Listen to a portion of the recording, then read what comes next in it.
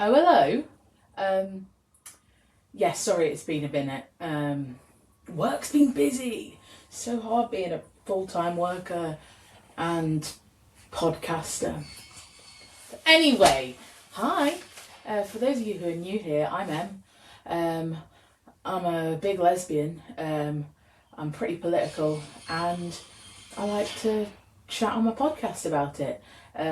The title of this podcast is Silly Sapphic Snowflake. So we go into some silly things, some sapphic things, and some things that would get me called a snowflake by Tommy Robinson.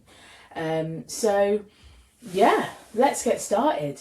If you are new here, as I said, I'm Em. I work in the care sector full time, but I'm also trying my hand at a little bit of stand up comedy. It's been a dream of mine always, but I kind of just also love politics, and I have this urge that it's not enough just to be funny in this world. You've got to change something. Do you know what I mean? So yeah, that's why I do this podcast. It gives me a chance to talk about the silly things that I like, but also chat about the serious shit. You know what I mean? And this week, I've made some notes to tell you, because it's been a while, so there's been things brewing in my head that I wanted to talk about. So yeah, here we are. First of all, for those who are visual, I was about to say visual learners. Also that visual watchers on the YouTubes. I have had a different hair colour, I think, every episode. I'm now back to blonde. The simple reason for this is I'd gone to pink, absolutely loving the pink. However, I go on holiday next week. Next week, and something you should know about me is I will be practically doing a handstand in the pool for the whole week I'm on holiday. So my hair would probably go some sort of shade of green, which is, if it was intentional, great look. However, I just don't know. I don't think it would work. So I thought I'd go back to blonde, safest, get a bit of lemon juice in my hair, all of that, little beach look. Anyway, enough of that. Oh, also, for those visual listeners, I'm sorry, I'm really neglecting my audio listeners right now. However, you can create an image in your head, I'm sure. I'm wearing this new style of hat, right? So I tried this hat on in Urban Outfitters, and I thought, yeah, love you, this is a great style hat. And then I was just kind of umming and ahhing, and I thought I preferred, there was another colour that they had online, so I was like, oh, maybe I'll order it online. Then I never did, and then I was like, oh my god, it's payday, I'm going to go and try on this hat again, and get it. They didn't have it, so went online. They didn't have the other colour, they had the colour I originally tried on, but I was still liking it. So I ordered it, came yesterday. Now I'm like, does it suit me? I don't know. So make your decision. If you think it doesn't suit me, keep that opinion to yourself, because I've already taken the label off. So that's that. Anyway, I'm going to get on with it. So we'll start as normal with our silly section. It's sometimes I feel like I'm spitting here. Also, I think I probably have toothpaste around my mouth. I brushed my teeth before this. I didn't want you to stink my breath. Stink my breath? Smell my breath. Wow, I'm talking at 700 miles an hour today. Sorry, guys. Anyway, got me notes because I didn't want to forget the stuff that I wanted to say. So, for our silly section this week, it's going to be dedicated to the phenomenal SNL UK. Now, as someone who loves comedy, loves, skits, improvisations, especially when they kind of have that like political this is what's going on right now. That is my kind of humour, and what I strive to do one day is write sketches like that and perform sketches like that. That's it for me. So I've always loved watching SNL in America. I just think it's great using things that are currently happening, having that live TV. I just love it. I love it all. And I was really sceptical as to how the UK would do it. Now, I prefer, for example, like RuPaul's Drag Race. It kind of goes over my head, the American one, because when they're doing like Snatch Game and stuff, I don't get the humour. Whereas I eat up the UK one because I get the humour. You know, they're doing like Gemma Collins or whatever. So I kind of thought the humour would be more down my street. So I made the plunge. I paid the $2.99 a month for Now TV so I could watch it. And wow, honestly, it's so good. I think the cast are phenomenal. There's not one person who you say is the kind of dud in there, you know what I mean? They all bring something different. The sketches, incredible. Yeah, it just, and the choice of hosts, great. I'd say one dud in there, Jack Whitehall. Too white and straight for me. Sorry, mate. Like I'll be watching this. Sorry, Jack. I know you're a big fan of the show. So, but yeah, no, I just think, yeah, great choice of hosts. So let me see what I've written here. So, yeah, what I said here is current affairs being made light of in such a brilliant way because it's traumatic what all of us are going through. You know, what's happening in the news, you know, all these things that happening, and it gives us that opportunity to bond over it. It's like we're all trauma bonding over these fucking atrocities that are happening in the world, and I just love that. So I put here special mentions. Obviously, they're going to be big listeners of the podcast. Anya Maglione and Paddy Young. Their segment, their news segment is it's brilliant. I think those two work so well together. Anya I'd seen in Taskmaster, and I thought she's funny. I'd watched a few bits of hers, and yeah, it's just so good. Like, fantastic. Absolutely has me howling. My favourite bit is when Paddy does his BTS segment. That's just so funny. That is so funny to me when he just reels off all this information about BTS and says, well, I'm not a BTS fan. So dry, so fantastic. I just think, come on, it's brilliant. I am hoping to go to the Fringe this summer, and they're both the shows on there, so I want to see them. And then Iowadi's obsession with Martin Lewis and the fact that they got Martin Lewis on is just great. When she was talking about Martin Lewis money saving, it just gets me. That's so British. I just think so, Americans will be trying to watch it to, like, you know, see, and they're going to think, who? Martin Lewis Money Man. What a guy, and the fact he was on it. And then I saw her, like, take pictures with him at the BAFTAs. Love that energy. The Woman Who Can't Be Ignored, fantastic. Emma Siddy, she's so versatile in all the different characters she does, fantastic. And when the cast talk about her, you can just tell the type of person she is. I feel like she brings that kind of freshness to every scene and adds bits to it. Yeah, I really like her. Who else? When Al Nash did the Eurovision correspondent, that was fantastic. If you haven't watched SNL, this is going to sound, what the hell are you talking about? But get on it if you haven't watched it. Oh my god, you'll be crying. Like me and Tasha sat there crying, laughing, like it's that funny. And then, especially when Jack Shep does Scrimch. So Scrimch is, they get on a dating expert, and that's who Jack Shep is playing. And he's like, it's hard out here for a scrimch. I love it. Honestly, phenomenal. SNL, I'm blown away. It's so good. And then, Jack Shep as Wes Streeting, when he says he's part of the LGBT community, and he says lesbian, gay, bisexual, texting Peter Mandelson. Incredible line. And then, what else? George Fouracres doing the Keir Starmer, the noises. It's fantastic. If you haven't watched it, you've probably seen clips online, but I would recommend going to watch the show. It's just funny after funny after funny after funny. It's You just need to watch it. You need to watch it. Celeste is Angela Rayner as well. Just fantastic. It really is. Let me go on to my next page. I'm writing a lot about it here. But yeah, no, all I've said is, yeah, above and beyond. It is my dream job to work on SNL. So when I am working on SNL, someone can clip this and then we can put it into a montage of me on SNL. That's the dream, guys. That's the dream.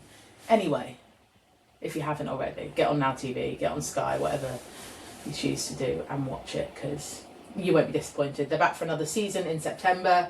I don't know how you get tickets to go. I need to find out how to go, because I need to go. I need to go. I love it. So anyway, yeah, moving on to Sapphic. Nearly Pride Month, come on. Which means everyone just needs to be nice to us for a month. Probably not going to happen in the world we're living in. Wow, I don't know why I did that. Anyway, so I'm clearly watching too much TV at the moment, but something that picked up a lot of the BAFTAs was Big Boys. So we thought, we'll watch it. It's gay. You've got to watch it if it's gay. And my God, it is amazing. It is a true story. I'm not going to spoil it too much, but it's about essentially two boys at uni. One's kind of a macho straight man. The other is a young queer boy who's, coming into his sexuality and exploring himself. And it's about their beautiful friendship. Now, I think one of the things that makes it so beautiful is how uncommon that is, and how much that doesn't happen really, which is horrible to think, because you think it's like, why shouldn't that happen? They're just two human beings, and it's just great. So emotional, but also so funny. Like, has me absolutely howling, but then also crying my eyes out. So yeah, it's a true story. The guy who writes it and produces it. He does I can't think what his name is. That's awful. Jack. I'm gonna say Jack something. Sorry. Anyway, so he's in it in a few points, like, he's standing there as himself just in moments, and it's just, it's so beautiful. Now, I think the reason, obviously, that it's so beautiful is because you think, why can't, a straight boy and a gay boy be friends? Like, why can't that be a thing? Because it is, we feel like this is such an uncommon thing, and we find this so beautiful that it's able to happen. However, it's, that should just be the norm. It shouldn't be that someone comes out and they can't have their same group of straight friends. I know there's obviously so many exceptions to the rule, but one exception I know in my personal life is, I think I've spoken about my dad before, being a camp man. We love you, Gordon, but he's just not a toxic man, really. He's worked in the music industry his whole life. Up to now, he's cabin crew. So actually, he's worked in the music industry full of gay people, and now he's working as a cabin crew full of gay people. I think this man just likes to be around the gays, and who can blame him? Do you know what I mean? But he's a big Arsenal fan. We won the Premier League. Come on. Sorry, that was really straight man of me. Arsenal. Anyway, let me get to my point. And we might win the Champions League next week. Anyway, enough of the football talk.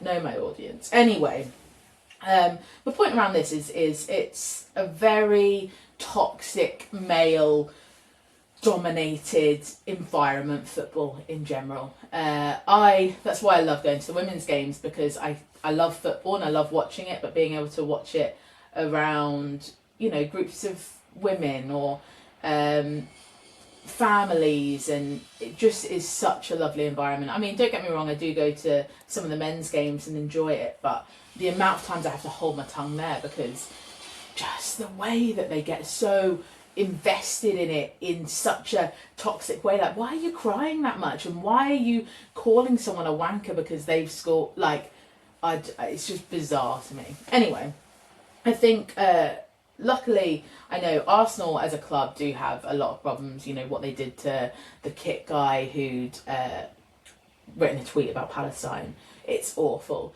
However, one thing I do want to say about the Emirates and the way that the club is it's very inclusive. They don't tolerate any racism, any homophobia. You will just be banned from the club. And they always play the Gay Gooners videos. Gay Gooners are like a supporters club. And my dad is part of the Gay Gooners. So one of his friends who was part of the Gay Gooners encouraged him to join as an ally.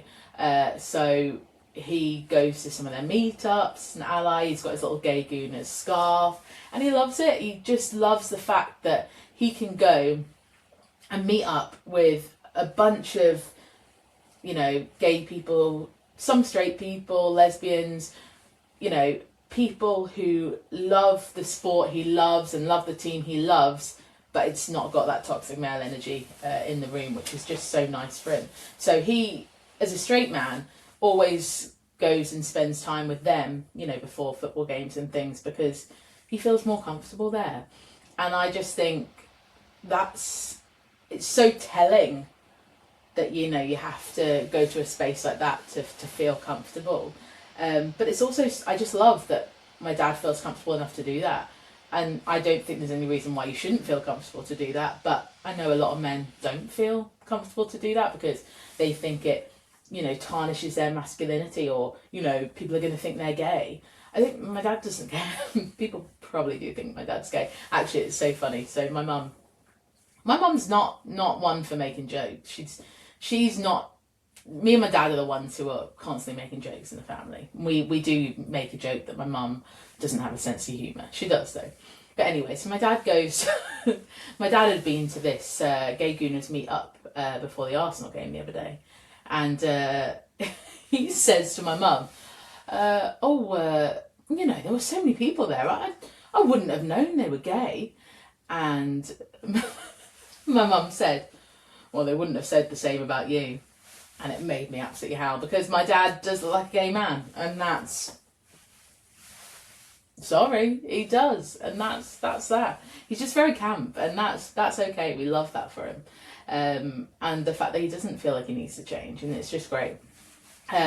Also, he wears his Gay Gooners scarf, which is like an Arsenal scarf, but with a rainbow on, and he's said he's got stick on like the train stuff for it before. Like, people have tried to say something, and I think that's just like, it is ridiculous that, you know, we're still at that point where that happens. And you know, I'm so lucky that my dad is, you know, such a supporter of gay rights. Even before I came out, he, you know, I think he took me to, there was a pride going on in London, and he'd taken me past it when I was younger, and he's just never ever thought of those people as different to him. I think that is so lovely, and I think that's what the show Big Boys really encompasses, is that these are human beings. It doesn't matter who you're sexually attracted to.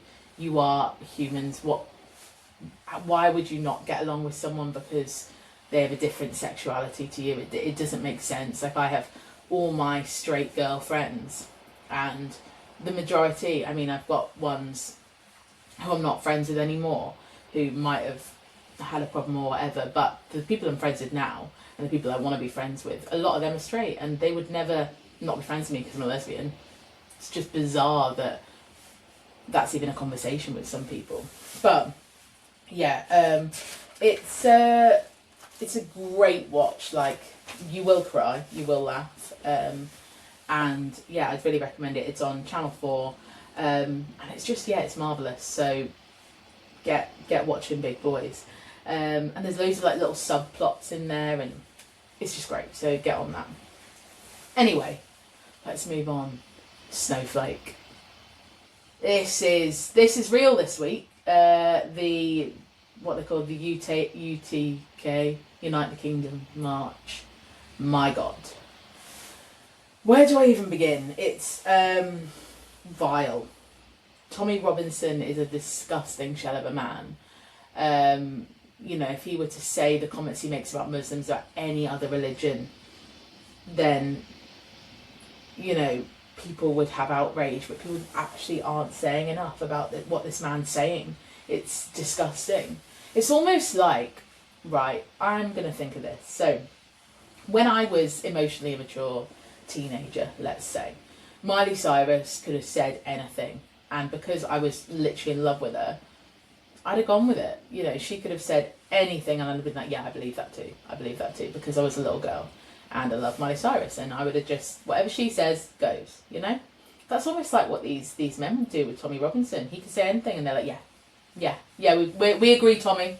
Like, I think they are all in love with him. And it's pretty bizarre, to be honest. But also, why are you following a man who is so problematic and so disgusting? Oh, it's just vile. And the fact that some of them are still trying to spout protecting women and kids, you're doing no such a thing. You're literally following someone who thinks it's okay to beat up his missus. Like, oh, it's terrifying when you see these, even when you see normal people come and try and interview these people and they're calmly trying to have conversations.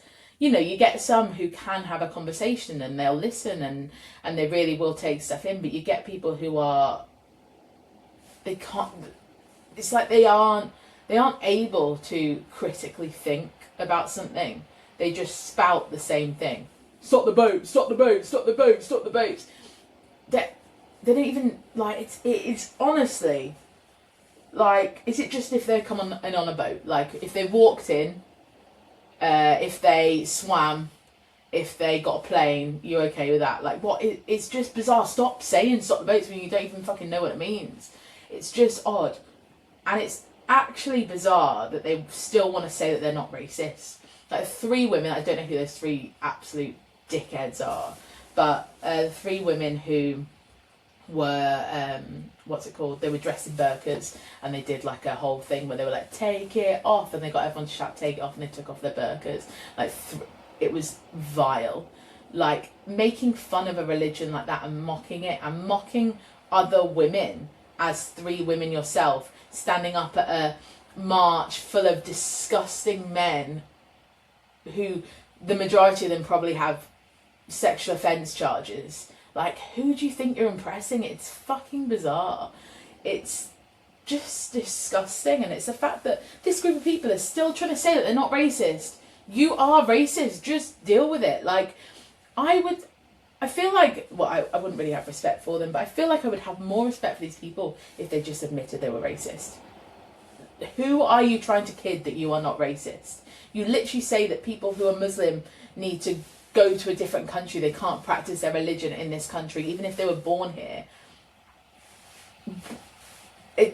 How are you saying you're not racist? It's just like, I saw a really funny video actually. It was a comedian saying, sorry, this is completely off topic, but he said, for people who love their white skin and go on about their white skin and how they're obsessed with it, you know, they really don't want to do any skincare. Which is so true, because they're all, I don't want to judge people for their looks, but there is not a looker in this in these group of men. Why are they all bald with about 3 teeth? I'm just saying. I know that's horrible, and I know that they're also horrible people, so I should concentrate on them being horrible people. But come on, like, what? There's not a looker amongst them. Like, wow. Honestly, when you go and look at the UTK protesters versus the Palestine protesters, gorgeous humans. They're all smiling, they're all having a good time, they're all calm, they're all friendly. UTK with like veins coming out their bald head. What? It's bizarre. And then it was also bizarre when you saw they made like a billboard of how immigration is so great for the UK, and there was like some guy like getting up on it like, oh, take that off, oh, I can't be faced with these facts. Like, it's just, why are you so angry? It's bizarre. It is but bizarre. The thing that does worry me though is how thick they are, because how, like, they aren't even, if they had some sort of logical, I don't know, reasoning behind things, or you could understand why they thought this way, but a lot of the time they will just listen to what someone else says, and they're not actually thinking. And you know what, I get it when there's some people who say, you know, they're worried about our country, they're worried about their kids. You know, you see some women there who are like, I'm worried about my grandkids, but they're just listening to what their husband said, who's part of a you know, who's always been part of a Britain First group or something. They're not actually looking at the problems that are going on in society. They're just thinking, who can I blame? And that's immigrants. And it's just disgusting. It really is worrying that there are so many people, and you look at people and you're thinking, I could probably work with someone like you.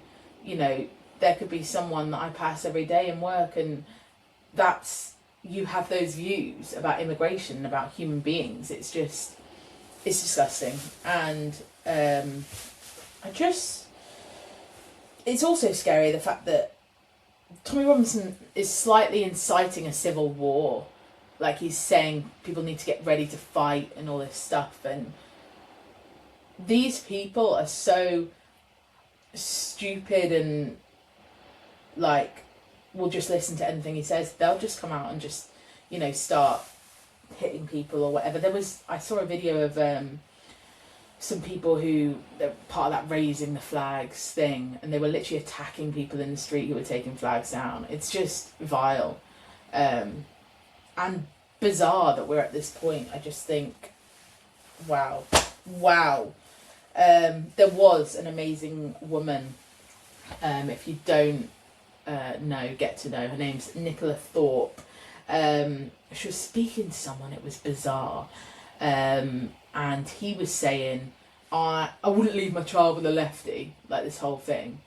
And then she went up to him and kind of was like, why? Because he kept on shouting that. And then she was trying to say that, you know, I'm a lefty. And he's like, yeah, that's why I shouted it, blah, blah, blah. It was just bizarre. And she was trying to get into his reasoning, and he didn't have a reasoning. He's like, well, I just wouldn't. That's the thing. If they had some logical argument to back up these things that they're saying, you would think, you know, these people are just misguided in that way. But a lot of the time they don't understand what they're protesting for. They're just going along with it. They think, oh, let's go for a piss up with our England flags and let's, you know, make our country great again. It's just bizarre. And you know what? That made me look into left and right politics, because, you know, I remember learning about it kind of in school, I guess, just about the differences. And, you know, when you Google, so I Googled the differences and kind of looked at, you know, theoretically on paper what the differences are. So the left want an equal society. They think the government should play a large part in people's lives to help achieve this. And then the right protect individual freedom, and the government should play a limited role. So the right want lower taxes, less business regulation, and they believe private sector competition leads to better services. So a lot of them are wanting to privatise the NHS. They're more for profit, not the people, I guess. And then the left, higher taxes on the rich, welfare for poor, and government regulation of business. So as you can see just from those 2 points, it's more that they essentially are caring more about profit and having businesses have more freedom on that. You know, sometimes that means that they could probably do more corrupt things, or, you know, not have as many regulations, which you could say would mean that workers have less rights, things like that.